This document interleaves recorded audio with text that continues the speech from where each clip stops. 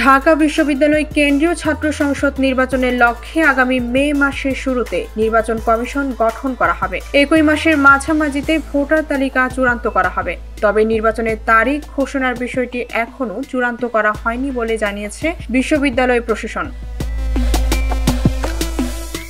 মঙ্গলবার বিশ্ববিদ্যালয়ের জনসংযোগ দপ্তরের পরিচালক মোহাম্মদ রফিকুল ইসলাম স্বাক্ষরিত এক বিজ্ঞপ্তিতে এই সময়সীমা জানানো হয়। বিজ্ঞপ্তিতে বলা হয়েছে, ঢাকা বিশ্ববিদ্যালয়ের বর্তমান প্রশাসন মনে করে ডাকসু প্রশাসনের একটি গুরুত্বপূর্ণ অংশ।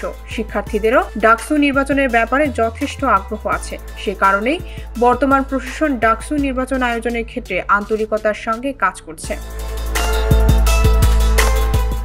জানুয়ারি মাসে code of conduct review committee করা হয়। তারা 7টি সভা করেছে। এটিও চূড়ান্ত হওয়ার পর সিন্ডিকেটে অনুমোদনের অপেক্ষায় আছে।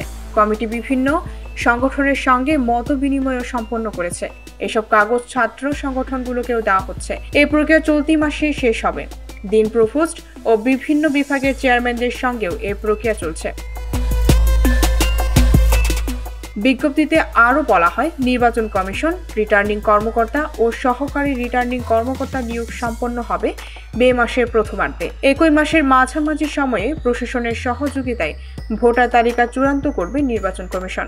এরপর নির্বাচন কমিশন নির্বাচনের সঙ্গে সংশ্লিষ্ট কার্যক্রমের সুনির্দিষ্ট তারিখ নির্ধারণ করবে। তবে নির্বাচন কার্যক্রম কোন মাসে চলবে তার সুনির্দিষ্ট করে বলা হয়নি। ডেস্ক রিপোর্ট, ভোরের পাতা।